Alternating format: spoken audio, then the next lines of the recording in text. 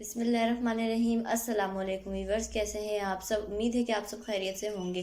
मेरी दुआ है कि अल्लाह आपको सेहत व तंदुरुस्ती वाली ज़िंदगी अता करे। आज मैं आप लोगों को दावत स्पेशल 3 मुख्तलिफ रेसिपीज़ बनाना बताऊंगी जो कि बहुत ही ज़्यादा मज़ेदार बनकर तैयार होती है। आप इन तीनों रेसिपीज़ को बनाकर दावतों में सर्व कर सकते हैं। आप मेरे तरीके से बनाएं, यकीन करें बहुत ही मज़ेदार बनेगा। तो इस वीडियो को लास्ट तक ज़रूर देखिएगा। सबसे पहले हम बनाएंगे टोटा चावल से मज़ेदार चिकन चना पुलाव। एक कढ़ाई में आधा कप कुकिंग ऑयल ऐड करेंगे और जब तेल गर्म हो जाए तो इसके अंदर एक बड़े साइज़ का प्याज ऐड करेंगे जो कि मैंने बारीक कट कर लिया था। अब 2 मिनट तक प्याज को भून लेंगे। 2 मिनट भूनने के बाद इसके अंदर ऐड करेंगे साबित गरम मसाले, 4 तेज़ पत्ता, 3 स्टिक दालचीनी, 8 से 10 दाने लौंग, 2 बड़ी इलायची, 4 छोटी इलायची, 1 चाय के चम्मच साबित काली मिर्च ऐड करेंगे और इसे प्याज के ब्राउन होने तक भूनेंगे। जब प्याज ब्राउन हो जाए तो इसके अंदर ऐड करेंगे 2 खाने के चम्मच लहसुन अदरक का पेस्ट और इसे 2 से 3 मिनट तक भून लेंगे। फिर इसके अंदर ऐड करेंगे बड़े साइज़ का टमाटर और इसे भी अच्छी तरीके से मिक्स कर लेंगे और साथ ही इसके अंदर थोड़ा सा पानी ऐड करेंगे और अच्छी तरह मिक्स करेंगे और इसे 2 से 3 मिनट भून लेंगे। अब इसके अंदर ऐड करेंगे आधा किलो चिकन और इसे अच्छे तरीके से मिक्स करेंगे।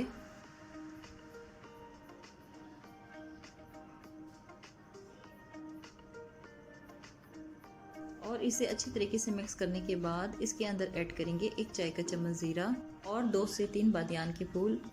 इन सब चीज़ों को अच्छी तरीके से मिक्स करेंगे और चिकन को 5 मिनट तक भून लेंगे। तो ये देखिए चिकन को मैंने 5 मिनट तक भून लिया है। अब इसके अंदर ऐड करेंगे 1 कप चने को मैंने पहले ही गला लिया था और ऐड करने के बाद इसको 2 से 3 मिनट तक भून लेंगे और 2 मिनट भूनने के बाद इसके अंदर ऐड करेंगे कुटी हुई लाल मिर्च और हस्बे ज़ायका नमक ऐड करेंगे और इसे अच्छी तरीके से मिक्स करेंगे। अब इसको कवर करके लो फ्लेम पर 5 मिनट तक पकाएंगे। तो मिलते हैं 5 मिनट के बाद। ये देखें 5 मिनट हो चुके हैं। अब इसको अच्छी तरीके से मिक्स कर लेंगे। अब इसके अंदर ऐड करेंगे 2 कप चने का पानी। आप इसे ज़रूर ऐड कीजिएगा, इससे टेस्ट बहुत अच्छा आता है। और अब इसके अंदर ऐड करेंगे 4 कप सादा पानी और अब इसे अच्छी तरीके से मिक्स कर लेंगे। अब इसको कवर करके बॉयल आने तक पकाएंगे। तो ये देखिए पानी में बॉयल आ चुका है। अब इसके अंदर ऐड करेंगे चावलों को मैंने 2 घंटे पहले भिगो दिया था।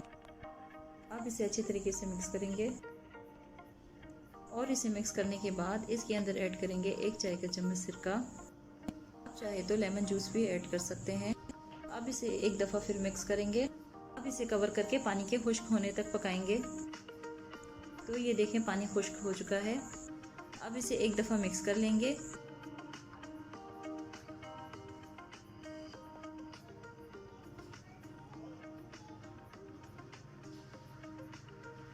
अब इसे कवर करके चावल के गलने तक पकाएंगे।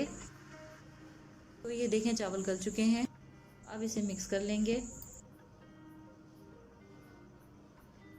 और मिक्स करने के बाद इसके ऊपर टमाटर, पुदीना और हरी मिर्चें ऐड करेंगे और अब इसके ऊपर थोड़ा सा ज़र्दा कलर ऐड करेंगे। आप चाहे तो ये चीज़ें स्किप भी कर सकते हैं, लेकिन अगर आप ये चीज़ें डालेंगे तो खाने में भी मज़ेदार लगेगा और देखने में भी अच्छा लगेगा। अब इसे कवर करके 5 मिनट तक दम पर रखेंगे। तो ये देखिए 5 मिनट हो चुके हैं। अब इसे मिक्स करेंगे और डिश आउट करेंगे। तो ये देखें चावल माशाल्लाह कितने खिले खिले बने हैं।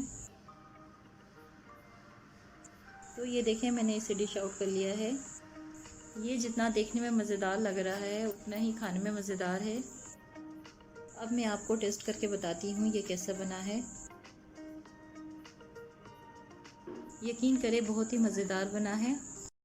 अब हम बनाएंगे आसान और मज़ेदार कद्दू का रायता। कद्दू का रायता बनाने के लिए मैंने यहाँ पर 1 कद्दू लिया है और ये तकरीबन 250 ग्राम के आसपास है। सबसे पहले इसके छिलकों को छील लेंगे और छिलकों को छीलने के बाद इसको छोटे पीसेस में कट कर लेंगे।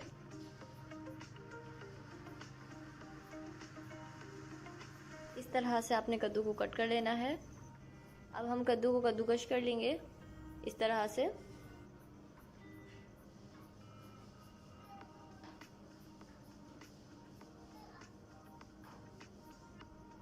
ये देखिए मैंने सारे कद्दू को कद्दूकश कर लिया है। तो चलिए अब इसको गला लेते हैं। कद्दू को गलाने के लिए यहाँ पे मैंने चूल्हे के ऊपर एक कढ़ाई रख ली है और इसके अंदर हम कद्दू को ऐड कर देंगे। और कद्दू को ऐड करने के बाद इसके अंदर तकरीबन 1 कप पानी ऐड करेंगे। पानी ऐड करने के बाद इसको अच्छी तरीके से एक दफ़ा मिक्स कर लेंगे। और मिक्स करने के बाद इसको कवर करके मीडियम फ्लेम पे इतना पकाएंगे कि इसका पानी खुश्क हो जाए। तकरीबन 15 मिनट के अंदर ही इसका पानी सारा ड्राई हो जाएगा मीडियम फ्लेम पे। तो ये देखिए 15 मिनट हो चुके हैं और इसका पानी तकरीबन ड्राई हो चुका है। अब फ्लेम को तेज़ करके इसका पानी कम्प्लीटली ड्राई कर लेंगे। ये देखिए मैंने इसका सारा पानी ड्राई कर लिया है। अब इसे एक बाउल के अंदर ट्रांसफ़र कर लेंगे। तो ये देखिए मैंने इसे बाउल के अंदर ट्रांसफ़र कर लिया है। तो चलिए अब चटनी तैयार करते हैं। तो जिसके लिए ब्लेंडर जार के अंदर 6 से 7 मिर्ची ऐड करेंगे। इसके बाद थोड़ा सा इसके अंदर पुदीना ऐड कर देंगे। इसके बाद इसके अंदर थोड़ा सा पानी ऐड करेंगे और अब इसे ब्लेंड कर लेंगे। तो ये देखिए मैंने इसे ब्लेंड कर लिया है। और यहाँ पर तकरीबन मैंने 1 पाव दही लिया है। इसको विस्कर की मदद से अच्छी तरीके से फेंट लेंगे और फेंटने के बाद इसके अंदर चटनी ऐड कर देंगे और अब इसे अच्छी तरीके से मिक्स कर लेंगे। और मिक्स करने के बाद इसके अंदर बॉईल किया हुआ कद्दू ऐड कर देंगे और ऐड करने के बाद इसे अच्छी तरीके से मिक्स कर लेंगे।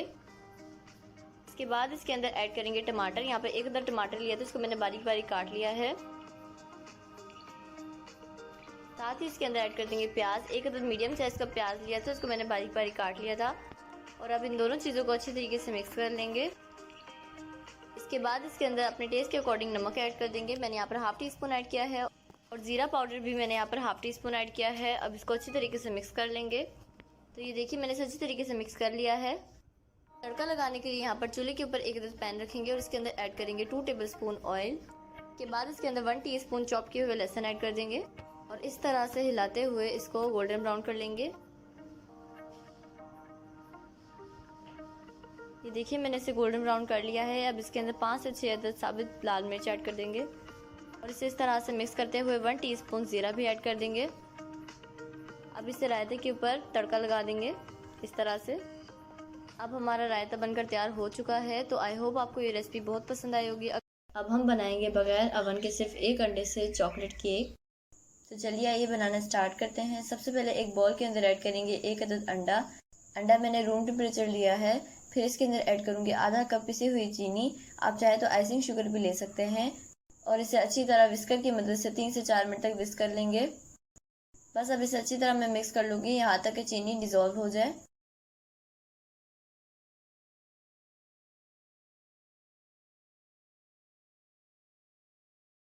और अच्छी तरह मिक्स करने के बाद मैं इसके अंदर ऐड कर दूँगी 1/3 कप कुकिंग ऑयल और ऐड करने के बाद इसे भी 2 से 3 मिनट तक अच्छी तरह मिक्स कर लेंगे।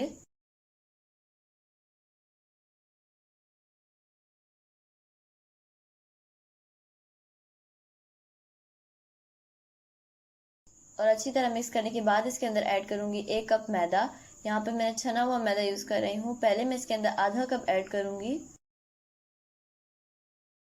और इसे अच्छी तरह मिक्स कर लूँगी। और अच्छी तरह मिक्स करने के बाद मैं इसके अंदर ऐड करूँगी आधा कप दूध। यहाँ पर मैं गर्म उबला हुआ दूध ऐड कर रही हूँ, इससे केक सॉफ्ट बनता है।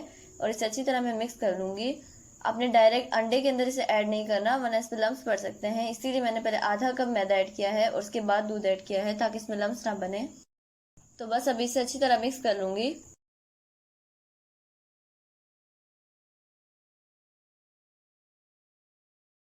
और अच्छी तरह मिक्स करने के बाद इसके अंदर बचा हुआ मैदा ऐड कर दूंगी और इसे भी अच्छी तरह मिक्स कर लूँगी।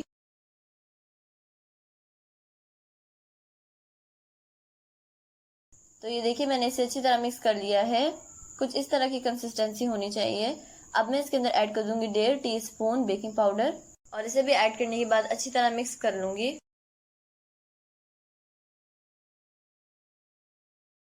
और मिक्स करने के बाद इसके अंदर ऐड करूँगी 2 टेबलस्पून कोको पाउडर और बस अब इसे भी अच्छी तरह मिक्स कर लेंगे।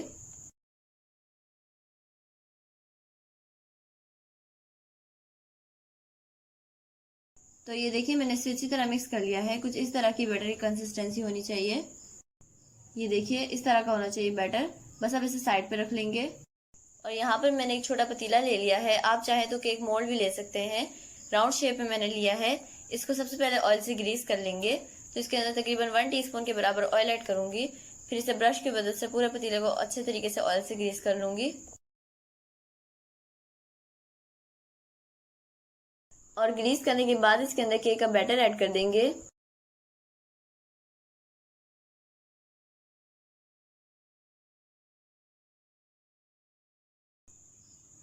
ये देखिए मैंने केक का बैटर ऐड कर दिया है पतीले में। तो चलिए अब इसे बेक करते हैं। और यहाँ पतीले के अंदर स्टैंड रख के मैंने मीडियम फ्लेम पे इसे 10 मिनट प्री हीट कर लिया था। और अगर आप ओवन में बेक करना चाहते हैं तो आप 180 डिग्री पर 10 मिनट से प्री हीट कर लें। अब मैंने इसके अंदर पतीला रख दिया है। अब इसे मैं इसके ढक्कन से कवर कर दूंगी ताकि स्टीम बाहर ना निकले। अब इसे कवर कर देंगे और इसके ऊपर मैंने यहाँ पर एक कपड़ा रख दिया है ताकि स्टीम बाहर ना निकले। और अब इसे लो फ्लेम पे तकरीबन 40 to 45 मिनट बेक करेंगे। 40 मिनट जब हो जाएंगे तो हम केक को चेक कर लेंगे। तो मिलते हैं 40 to 45 मिनट के बाद। तो केक को बेक होते हुए तकरीबन 40 मिनट हो चुके हैं। तो अब मैं इसे चेक कर लूंगी। ये देखिए काफ़ी अच्छी तरह फूल चुका है। अब मैं इसके अंदर टूथपिक डाल के चेक करूंगी कि ये अंदर से बेक हुआ है या नहीं हुआ। तो ये देखिए बिल्कुल ड्राई है, इसका मतलब है कि बेक हो चुका है। तो अब इसे निकाल लेंगे। और अब छुरी की मदद से मैं इसे साइड से लूज कर लूंगी। इसके बाद हम इसे प्लेट के अंदर निकाल लेंगे कुछ इस तरह से। और पतीले को उल्टा करने के बाद इसको इस तरह से टैप करेंगे तो ये देखिए केक इजीली बाहर आ जाएगा। और ये देखिए माशाल्लाह कितना ज़बरदस्त बना है। नीचे से कलर भी इसका बहुत प्यारा आया है, बिल्कुल परफेक्ट बेक हुआ है और ये बहुत ही सॉफ्ट बना है। तो अब इसे इस तरह पलट लेंगे और अब इसे इसी तरह रूम टेम्परेचर में ठंडा होने देंगे। तो चलिए मिलते हैं केक के ठंडा होने के बाद। ये देखिए केक रूम टेम्परेचर में ठंडा हो चुका है। अब मैं इसकी जो ऊपर वाली साइड है इसे कट कर लूंगी छुरी की मदद से। और कट होने के बाद जो ऊपर वाली साइड है इसे हम वेस्ट नहीं करेंगे, इसे रख लेंगे साइड पे। और अब केक को मैं इस तरह पलट लूंगी। इसके बाद मैं इसके ऊपर थोड़ा सा चॉकलेट सॉस लगा रही हूँ। ये बाजार वाला रेडीमेड चॉकलेट सॉस है। अगर आपके पास नहीं है तो आप कोई भी चॉकलेट ले सकते हैं और उसे मेल्ट करके इसके ऊपर लगा सकते हैं।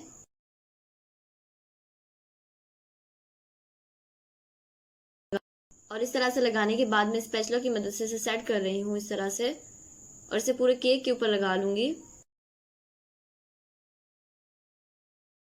तो ये देखिए मैंने चॉकलेट को पूरे केक के ऊपर लगा लिया है। अब जो हमने केक के ऊपर वाली साइड को कट किया था इसे हाथों की मदद से चूरा कर लेंगे। इस तरह से देखिए मैंने इसे चूरा कर लिया है। तो अब इसे मैं केक के ऊपर लगा लूंगी। तो यहाँ पर मैं साइडों पे सिर्फ लगा रही हूँ, आप चाहे तो पूरे केक के ऊपर लगा सकते हैं इसे। ये देखिए मैंने पूरे केक के ऊपर लगा लिया है। अब मैं जो सेंटर में इसके ऊपर थोड़ा सा चॉकलेट सॉस ऐड कर रही हूँ और चॉकलेट सॉस को मैं सेट कर लूंगी। तो ये देखिए मैंने सेट कर लिया है। आप चाहे तो इसे ठंडा करने के लिए आधा घंटा फ्रिज पे भी रख सकते हैं। तो चलिए अब मैं आपको कट करके दिखाती हूँ ये कैसा बना है।